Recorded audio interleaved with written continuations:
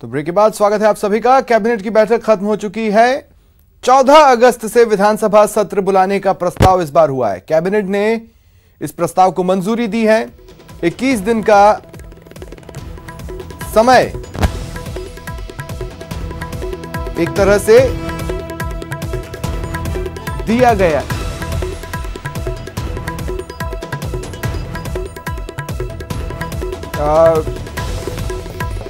और सहयोगी गोवर्धन इस वक्त मेरे साथ जुड़ रहे हैं। क्या जानकारियां निकल कर आ रही हैं गोवर्धन प्रस्ताव को लेकर? देखिए, सरकार ये जो चौथा प्रस्ताव सरकार की ओर से राजभवन को भिजवाया जा रहा है, उस प्रस्ताव से ऐसा लग रहा है कि जो राजभवन और सरकार के बीच डेडलॉक बना हुआ था इतने दिन से, वो अब उम्मीद है कि शायद डेडलॉक टूट जाए, क्योंकि राजभवन की ओर से, राज्यपाल की ओर से ये कहा गया था कि अगर एक्स्ट्रा ऑर्डिनरी सिचुएशन नहीं है तो 21 दिन का नोटिस दिया जाए। तो अब सरकार ने, कैबिनेट ने अभी 14 अगस्त से एक प्रपोजल विधानसभा सत्र बुलाने का भेजा जा रहा है, उसको मंजूरी दी है।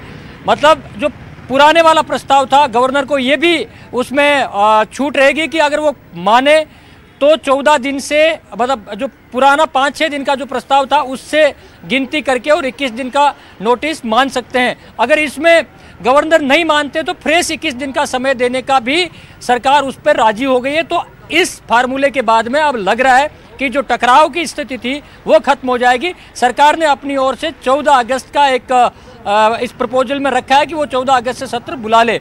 अगर आज के दिन से माना जाता है तो फिर हो सकता है वो 20-21 अगस्त भी हो सकता है। लेकिन इस पे जो एक अड़चन जो थी, जो एडवेंसी थी, वो सरकार ने अब दूर कर दी है। आज मुख्यमंत्री से मुलाकात करने के बाद शायद इसी फार्मूले पर चर्चा गवर्नर के साथ मुख्यमंत्री की हुई हो कि वो 21 दिन का वक्त देने के लिए तैयार है, और इसी के बाद शायद ये प्रस्ताव कैबिनेट की बैठक से गवर्नर को भिजवाया गया हो।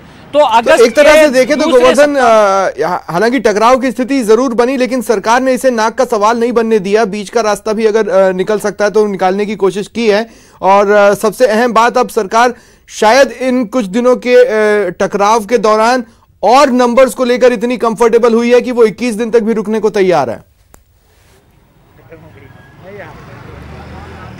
बिल्कुल लग यही रहा है कि जिस तरह से जो डेडलॉक की जो हालात बने थे उनको अब आगे न बढ़े, इसलिए दोनों ओर से पहल हुई। गवर्नर से आज दिन में जब डोटासरा का शपथ ग्रहण समारोह चल रहा था, पदभार ग्रहण समारोह चल रहा था, उसके बीच में से ही मुख्यमंत्री भाषण खत्म करके और सीधे गवर्नर हाउस पहुंचे और यहां पर मुलाकात की। और संभवतः लग यही रहा है कि उसी मुलाकात में ये बर्फ पिघली हो जो डेडलॉक की स्थिति थी। सरकार पहले कह रही थी कि शॉर्ट नोटिस पे बुलाया जाए और गवर्नर ये कह रहे थे कि 21 दिन का वक्त दिया जाए। दोनों ने बैठ करके ये तय किया कि जो पुराना प्रस्ताव था उससे 21 दिन मान लिया जाए, तो 14 तारीख होता है।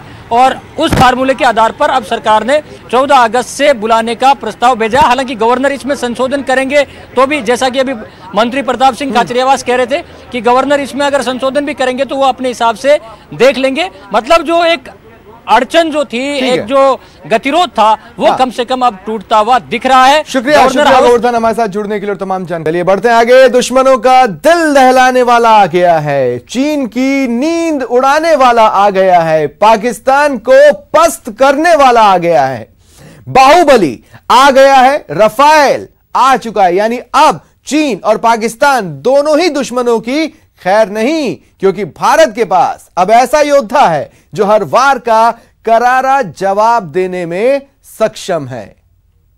Arrow leader Delta 63, may you touch the sky with glory. Happy landings. Delta 63, Arrow leader, wish you fair winds. Happy hunting over and out.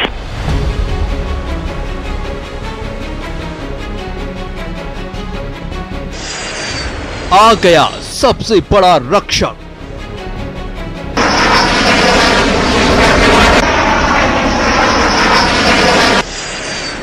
आ गया दुश्मनों का काल,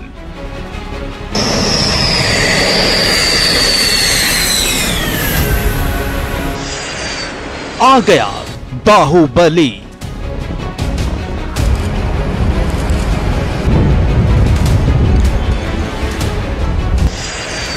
चीन पाकिस्तान में खलबली।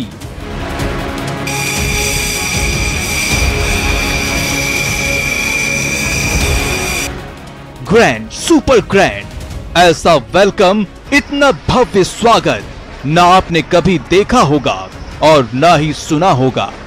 ये वायुवीर का वेलकम है। वायुसेना के सबसे बड़े रक्षक का स्वागत है। जी हां, ये सिंघम का वेलकम है, राफेल का वेलकम है। दुश्मनों के सबसे बड़े विध्वंसक राफेल का स्वागत है। 7000 किलोमीटर की दूरी तय करके आया है बाहुबली। लंबे इंतजार के बाद हुए हैं दीदार। दुश्मनों को छठी का दूध याद दिलाने आया है। चीन और पाकिस्तान को उसकी औकात बताने आया है। भारत का बाहुबली दुश्मनों के लिए खलबली बनने आया है। 1-2 नहीं, पूरे 5 राफेल भारत आ गए हैं, दुश्मनों में अपनी धाक जमाने, उन्हें सबक सिखाने।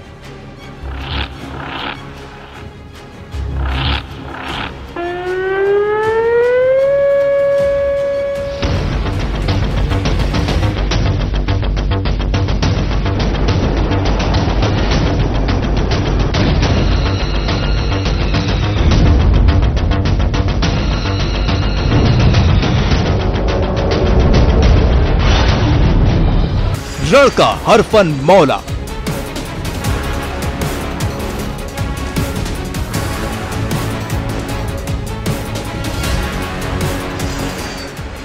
दुश्मनों के लिए कार,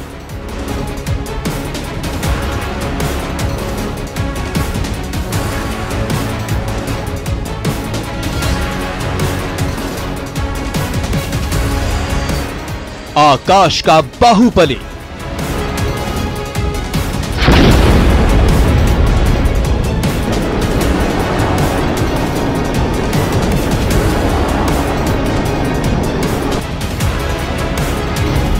सर्वशक्तिमान Rafale.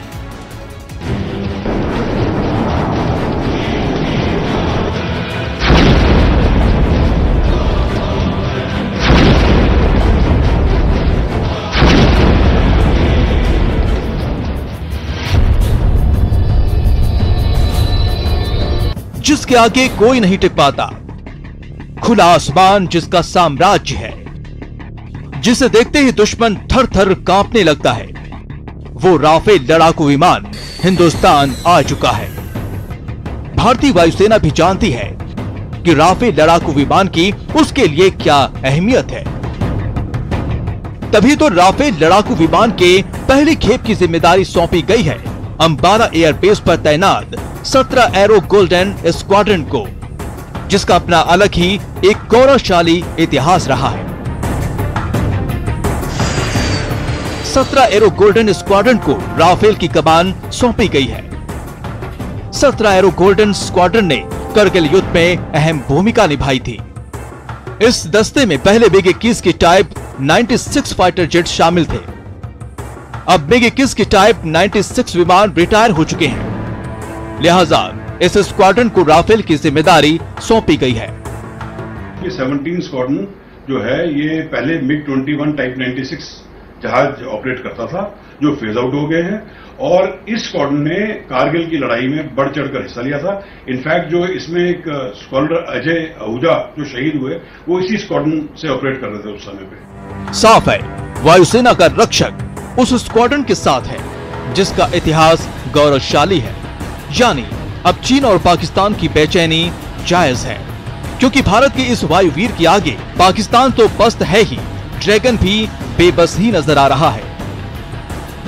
Bureau report, news 18 network. जानिए मरुधरा का राफेल कनेक्शन।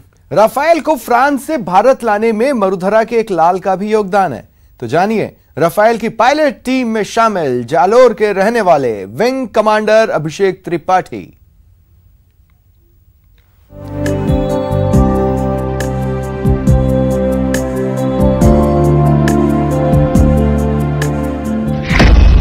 जालोर के विंग कमांडर लाल का कमाल। फ्रांस से राफेल लेकर भारत पहुंचे अभिषेक। राफेल लेकर अंबाला पहुंचे अभिषेक। अंबाला में राफेल और जालोर में जश्न।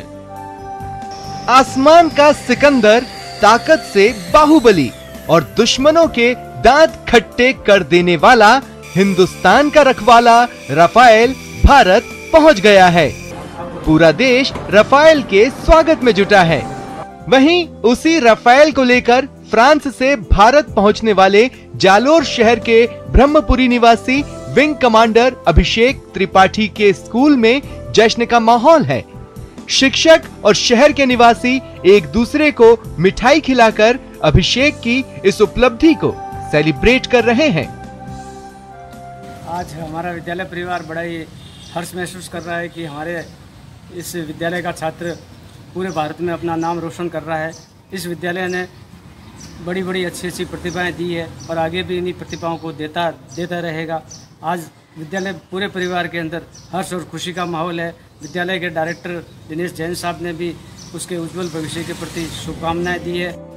9 जनवरी 1984 को जालोर में जन्मे विंग कमांडर अभिषेक की 10वीं तक की शिक्षा जालोर के इमानुएल स्कूल में हुई है। स्कूल में खुशी का माहौल है। बचपन से ही पढ़ाई, खेलकूद और कुश्ती में अव्वल रहने वाले अभिषेक की इस उपलब्धि पर स्कूल के शिक्षक गर्व कर रहे हैं। वो पहले से ही काफ़ी मेरिटोरियस स्टूडेंट था। बचपन से काफ़ी डिसिप्लिन का पालन करने वाला और अच्छे संस्कारों का, गुरुजनों का सम्मान करने वाला और बहुत ही अच्छी परवरिश हुई थी। हमारा विद्यालय से पहला बैच 10वीं का 1997 में निकला था और उस समय ये क्लास 8th में था। 1999 में अभिषेक ने यहाँ से 10th क्लास की और विद्यालय की टॉपर लिस्ट में वो द्वितीय स्थान पर रहे। प्रथम स्थान पर राइस जी। राफेल के आगमन से भारत की वायुसेना को असीम शक्ति मिली है।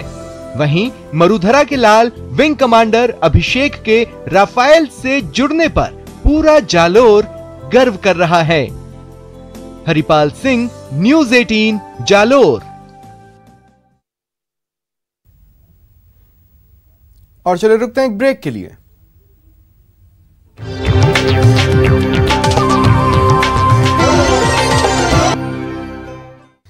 प्रदेश के सबसे बड़े खनिज गैस उत्पादन इकाई में बुधवार को जबरदस्त हंगामा हुआ।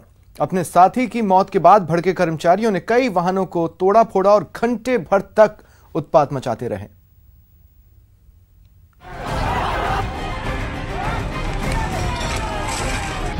नाराज गैस कंपनी वर्कर्स की भीड़।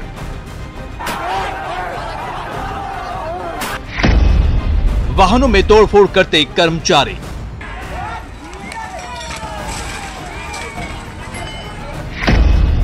गुस्से में तोड़ डाली कुर्सियां। ऑफिस के तोड़ डाले शीशे।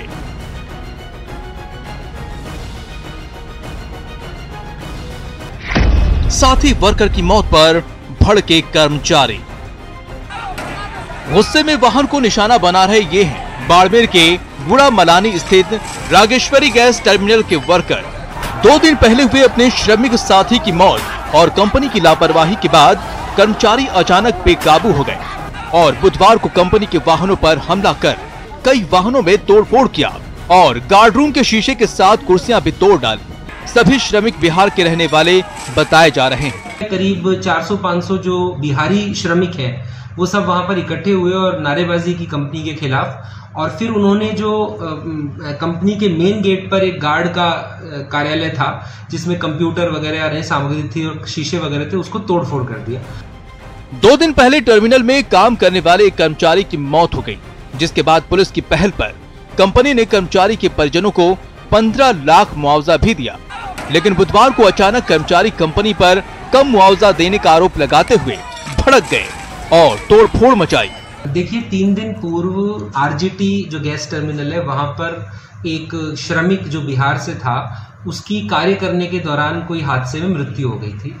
उसके बाद कंपनी पुलिस के द्वारा कार्रवाई की गई, उसका पोस्टमार्टम कराया गया, परिजनों को शव सुपुर्द किया गया और कंपनी ने अपने नियमों के अनुसार उनको 15 लाख रुपए का मुआवजा भी दिया। नॉर्मल श्रमिक काम पर लौट आए थे परंतु शायद कुछ अफवाह या किसी ने कोई श्रमिकों के अंदर असंतोष पैदा किया कि कम मुआवजा दिया गया और न्याय नहीं हुआ उनके साथी के साथ। फिलहाल कर्मचारियों के गुस्से को देखते हुए स्थानीय प्रशासन अलर्ट है। पुलिस पूरे मामले की जांच में जुटी है और इलाके में धारा 144 लगाकर माहौल को शांत बनाने का प्रयास कर रही है। प्रेमदान, न्यूज़ 18 बाड़मेर। फिलहाल इतना ही, नमस्कार।